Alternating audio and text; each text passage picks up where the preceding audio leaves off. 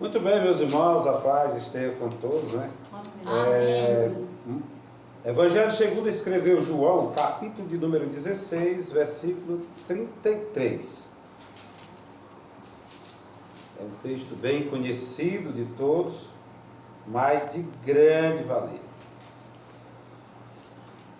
Diz assim: disse-vos estas coisas, para que em mim tenhais paz.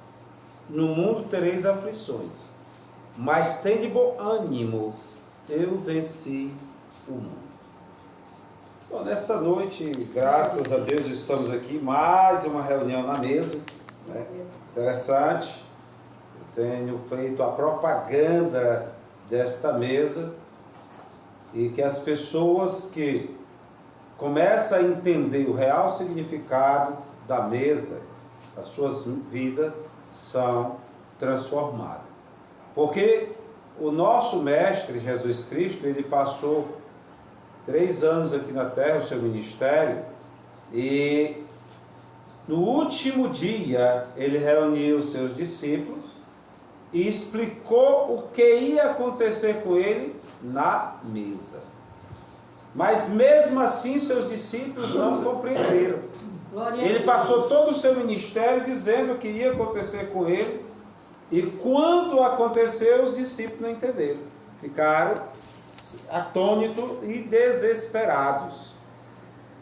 Lá no capítulo de número 24 do Evangelho de Lucas, fala de um episódio que depois desses acontecimentos com o Senhor Jesus Cristo, ia 2 discípulos, né, bem conhecida essa história, no caminho de Emaús, iam conversando acerca do acontecido com a pessoa de Jesus. E de repentemente, Jesus se aproxima deles e pergunta: que conversa é essa que vocês estão conversando? E aqueles discípulos responderam para Jesus dizendo: porventura tu é um forasteiro, tu não sabe o que está acontecendo? E eles começaram a narrar tudo o que ia acontecendo. E andando. Quando chegou próximo à casa daqueles discípulos, eles iam para sua casa, e Jesus fez menção de passar direto, e os discípulos convidaram eles para ficar na sua casa, entrar na casa daqueles discípulos.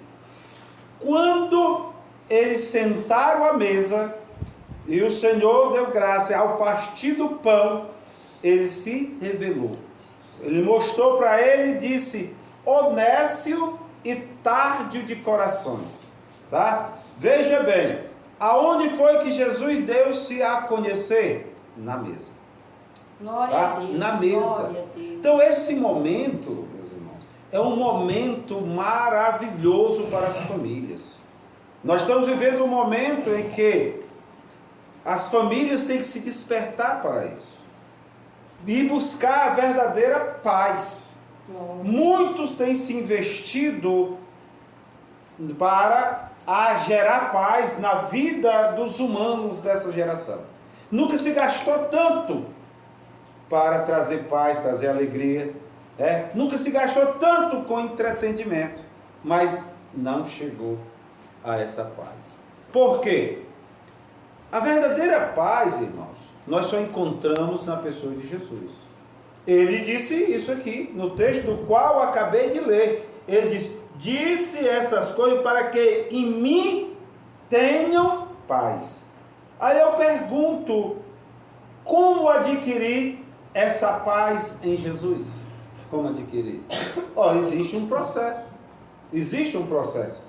Porque essa promessa de paz, essa promessa de paz, ela foi já prometida pelo Senhor Jesus Cristo, quando ele estava com o seu ministério aqui na terra.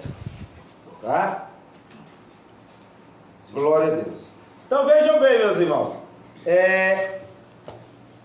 Disse-vos essas coisas para que em mim tenham paz. Como se adquirir essa paz? Que paz é essa? Sempre se fala que paz é ausência de guerra. Mas se nós formos analisar, não é. Só se consegue paz guerreando.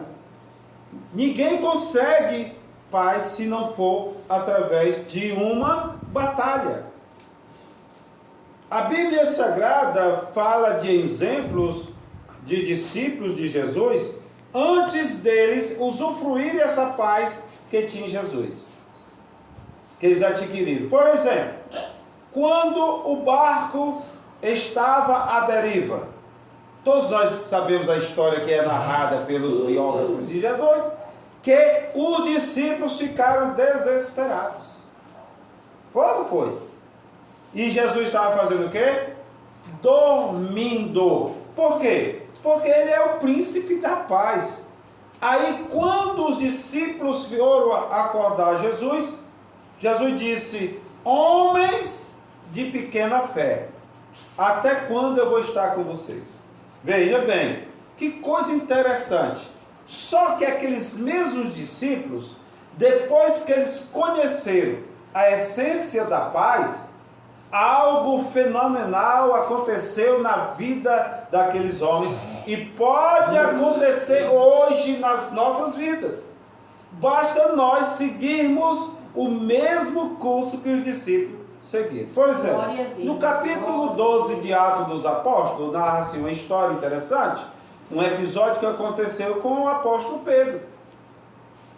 O apóstolo Pedro. O que é que diz? Pedro tinha sido preso e estava prestes a ser morto no dia seguinte por Herodes, e tinha um grupo de pessoas aonde? Na mesa, orando. Senhor, solta Pedro. Senhor, solta o nosso pastor. Mas esse episódio, ele nos dá dois exemplos interessantes. Às vezes nós estamos orando e Deus atende a nossa oração instantaneamente, e nós não estamos no nível de fé do qual nós deveríamos estar e não acreditamos no milagre. O que foi que aconteceu? Foi um anjo, chegou lá no cárcere onde Pedro estava. Pedro estava fazendo o quê? Chorando, lamentando da vida. Como é que pode, Senhor? Eu larguei tudo por ti e agora, amanhã eu vou morrer.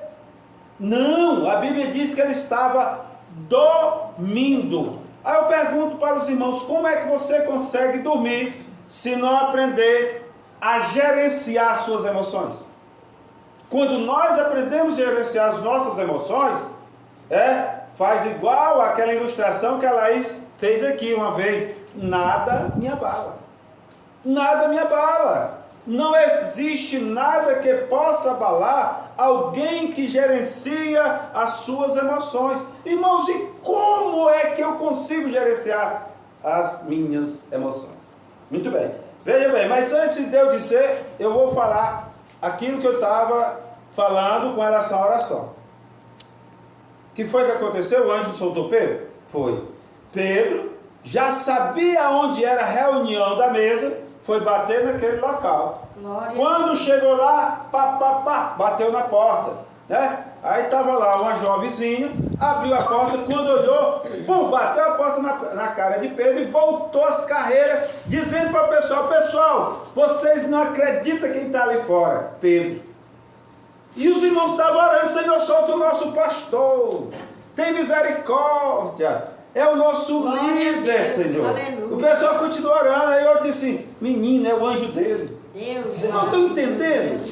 Como às vezes nós precisamos realmente acreditar no que nós fazemos. Deixarmos de ser um cristão nominal, um cristão teórico, um cristão burocrata. Porque o cristianismo é algo para se viver. Ele tem que fazer parte da nossa vida. Está entranhado no nosso DNA. Haja o que houver. O que é que a Bíblia diz lá em Mateus capítulo número 24, a partir do versículo 11, diz assim: por se multiplicar a iniquidade, o amor de quase todos, na minha versão está assim, esfriará. Tá? Esfriará. Por quê? Porque a iniquidade, irmãos, até Jesus voltar, a tendência é aumentar.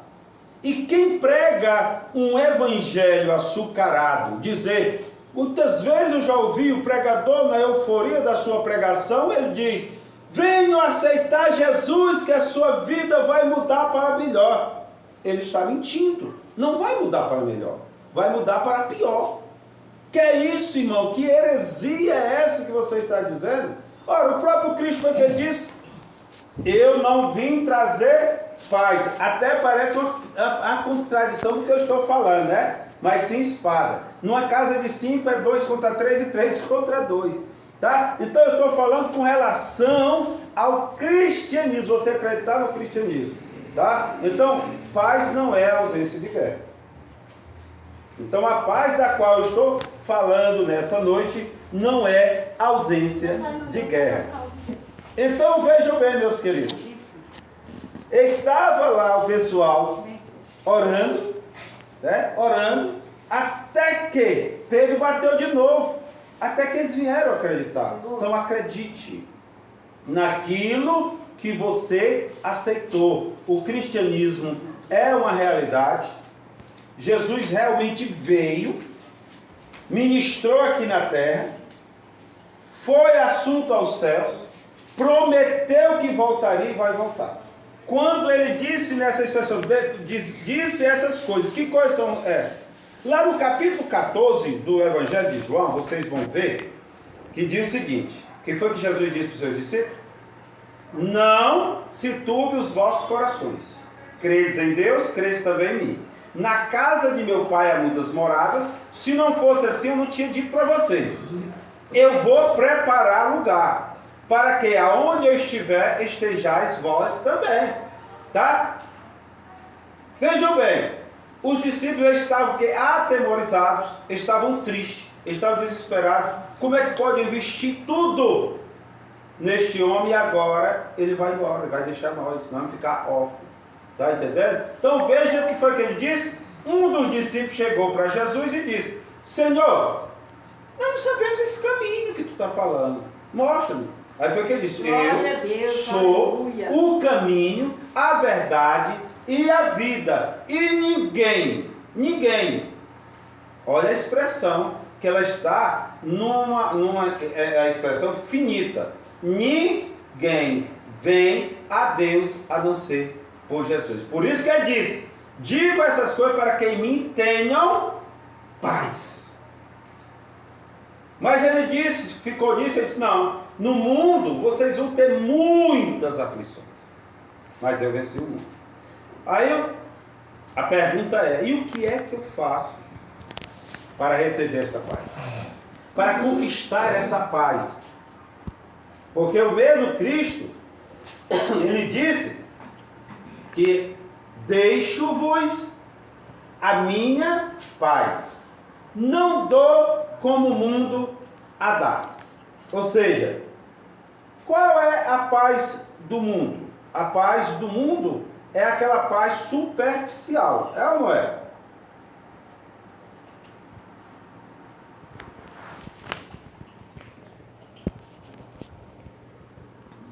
A paz superficial que é encontrada em alguns minutos de prazer. Mas a paz que Jesus dá é uma paz interior que a minha mente limitada não dá para compreender.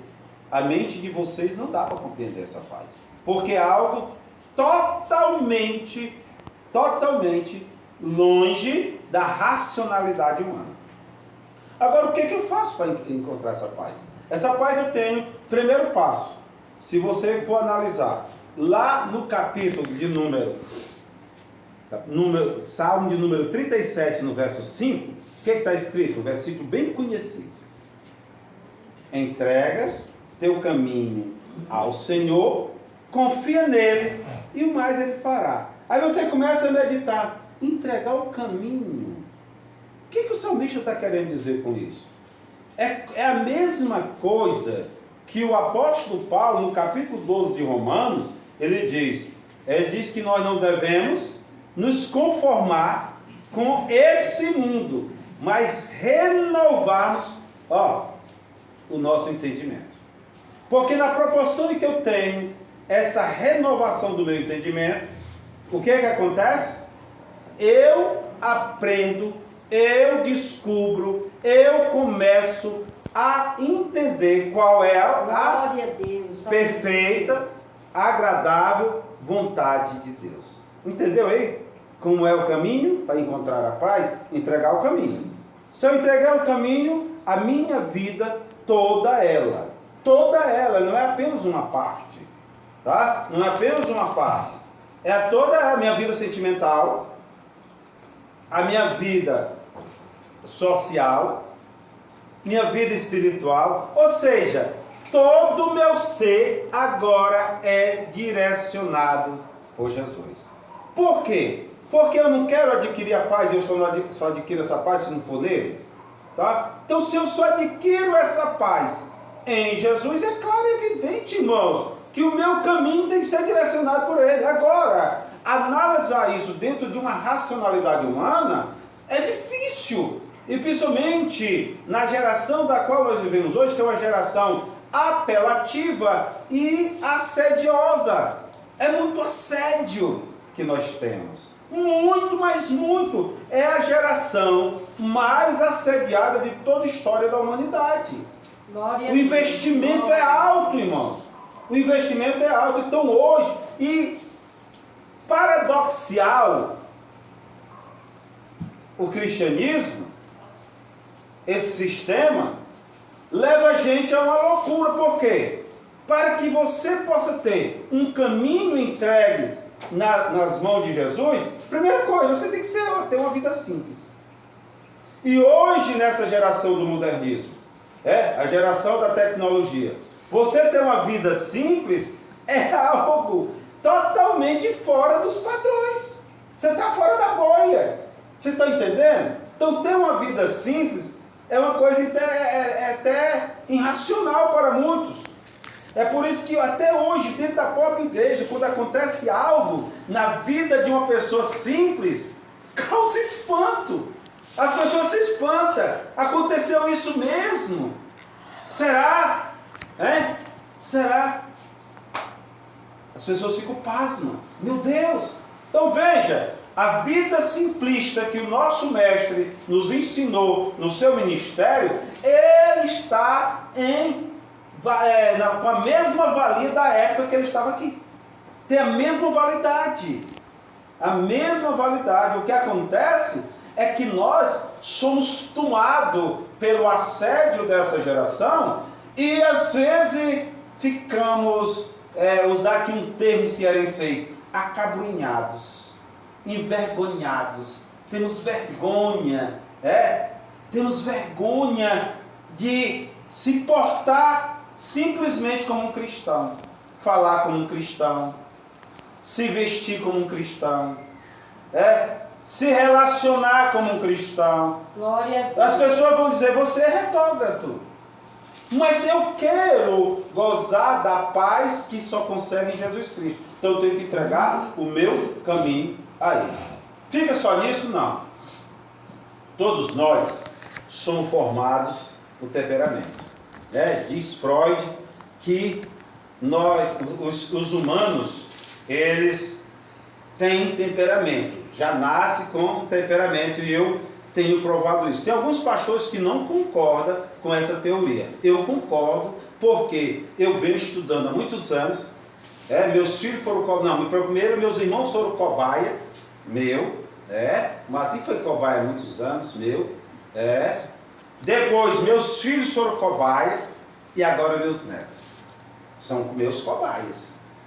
Dentro dessa teoria e não tem como. Tá? Então nós somos o que? Tem o colérico, o sanguíneo, o fleumático e o melancólico. Tá? Isso dá-se o nome de temperamento. Os temperamentos são mutáveis? Não. Você nasceu com esse temperamento aí, minha filha, você vai morrer com ele. Mas se nasceu com o temperamentozinho dele, vai morrer com ele. Eu nasci com o meu temperamentão, vou morrer com ele. Só que tem um detalhe. Na proporção em que eu entrego o meu caminho ao Senhor, eu digo, Senhor, meu temperamento também é teu. Agora o Senhor que vai me domar. Eu vou ser domado. Por quê, irmãos? Eu digo por mim. Por mim, eu tenho uma pessoa aqui que está há 38 anos comigo e me conhece de Gênesis Apocalipse. Eu acho que eu melhorei um pouquinho. Não melhorei muito não, melhorei um pouquinho de logo quando nós comecemos a conviver juntos aos 19 anos. Terrivelmente, porque eu sou um colérico. E os coléricos, irmão, não há nem por ter carregado de dinamite. Mas só que quando eu entreguei o meu caminho ao Senhor, eu disse, Senhor, o temperamento vai junto. Tem que ser um pacote completo. Você não pode dizer, irmão, eu aceitei Jesus, mas essa parte aqui eu não vou dar não. Essa parte aqui eu vou administrar. Então não vai usufruir da verdadeira paz. Não vai. Só usufrui da verdadeira paz quem entrega tudo. Entrega tudo. Meu temperamento. Eu sou colérico. Eu falo alto. Sou valente. Não abro não, irmão. Sou valente mesmo. Minha mãe teve 8 filhos. Não chega nem aos pés da minha valentia. Porque eu sou valente mesmo. Viu, mestre Faustino? Eu sou valente. O mais valente da família. Não tem nem para onde comer. Mas só que tem um detalhe. Hoje eu sou o quê? Hoje eu estou lutando 24 horas para colocar Lucas capítulo 10, versículo 3 em prática. Todo dia. Todo dia. Quem lembra o que está escrito? Eis que eu vos envio como ovelha no meio de lobo. Agora você pense um colérico lutar 24 horas para ter as características de uma ovelha. Mas só que tem um detalhe, eu coloquei no meu coração que eu quero viver em paz. Eu quero paz. E essa paz eu só encontro se eu tiver um comportamento de ovelha. Se eu viver como ovelha. Se eu me relacionar como ovelha. Se eu pensar como ovelha. Se eu falar como ovelha. Está entendendo, irmãos? Se eu não tiver as características da ovelha, foi o meu mestre que disse. Eu vou enviar vocês, enviar. Ele não disse que você ia ficar escondido no local. Ele disse que ia enviar. No meio de quê? De lobos. E aí, como é que se porta um lobo? Como é que se porta um lobo? Então, meu irmão, vejam bem. Primeiro, entrega teu caminho ao Senhor. Segundo, bota no pacote o temperamento. Bota no pacote. Porque o temperamento, os nossos temperamentos, é a maior causa das confusões. Quantas brigas eu já não tive aqui com ela? Não foi pouca não, meu irmão. Foi muita briga. Por quê? Por causa dos nossos temperamentos. Porque eu sou colérico, ela é sanguínea. Já pensou? A pessoa como é que funciona o negócio? Então tem que haver, irmãos, essa entrega. Segundo, ou terceiro, primeiro, caminho. Segundo, temperamento. Terceiro, você tem que aprender a usufruir das benesses que Deus colocou aqui na terra. E controlar o seu desejo. O que eu quero dizer com isso? É que quando nós somos dominados pelo desejo, então nós não temos tempo de usufruir. O que foi que fez Adão e Eva ser expulsos do jardim? Porque eles inverteram as bolas. Deus colocou eles lá para usufruir, foi que eles fizeram o quê? Deixaram o desejo tomar de conta. Porque chegou a serpente e começou a conversar com eles e dizendo para eles, olha quando você está dominado pelo desejo, você perde a racionalidade. O que foi que a serpente disse? Eles ficaram conversando, nós não podemos comer dessa árvore não. Você não pode comer, você sabe por quê? Porque no dia que vocês comerem, vocês vão ser igual a ele. Que serpente mentirosa! Se fosse verdade, por que ela não comeu? Por que ela não comeu? Por que Satanás foi expulso lá de cima para baixo? porque ele queria ser igual a Deus. Se ele tinha achado a fórmula de se tornar igual a Deus, por que ele não fez? Os irmãos estão entendendo que quando nós trocamos o usufruir pelo desejo, nós perdemos a racionalidade, o discernimento das coisas. Se aquele casal não tivesse feito essa substituição, eles não tinham sido ludibriados por um mentiroso. Os irmãos estão entendendo? Então vejam bem, para que eu possa usufruir da verdadeira paz, da qual só o Senhor Jesus Cristo pode nos dar, eu tenho que seguir esses trâmites. Entregar o caminho, entregar o temperamento para ser controlado pelo Espírito, controlado, porque o caráter é mutável. O caráter é mutável de acordo com o ambiente. O local onde você mora, você pode mudar o seu caráter. Às vezes você é um cara honesto, mas começa a conviver com pessoas desonestas, o apóstolo Paulo diz que as más companhias corrompem os bons costumes, né? O caráter, mas o temperamento não, ele é controlado. Quando nós controlamos através do Espírito Santo de Deus. Então, quando nós fazemos assim, nós usufruímos da verdadeira paz. E a Bíblia Sagrada é cheia de exemplos de pessoas que viviam numa batalha renhida, mas viviam em paz. Por exemplo, no capítulo 16 de Atos dos Apóstolos, que é aquele episódio de Paulo e Silas. Vocês já pararam para meditar? Eu acho interessantíssimo esse episódio, porque aqueles dois cidadãos estavam num nível, um nível de paz tão grande, a paz que excede todo o entendimento. Pronto, aqueles estavam nesse nível. Paulo e Silas estavam vivendo no nível de a paz que excede todo o entendimento, porque eles tinham levado uma coça de pé, foram lá para o cárcere interior. A história diz que eles ficaram suspensos, pés e mãos, amarrados, mas isso não foi o suficiente para desvirtuar a paz da qual eles gozavam, usufruir nos seus corações. Então, o que é que nós aprendemos?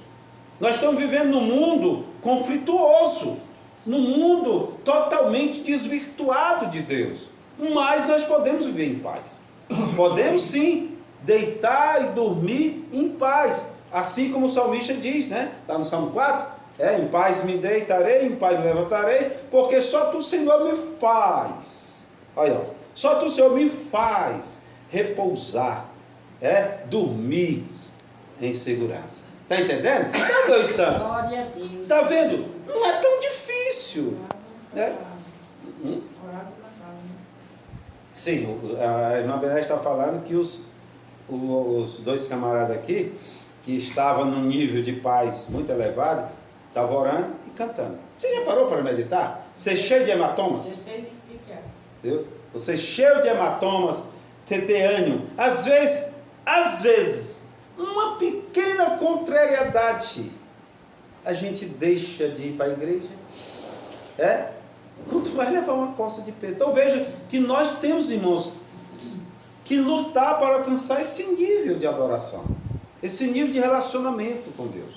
E isso só funciona se nós entregarmos o nosso caminho e procurarmos viver desvencilhados, viver em Cristo, viver cheio de Cristo, não cheio de internet, não cheio de internet. O problema é que nós temos uma aptidão muito grande, foi o que eu falei no princípio, pelos assédios.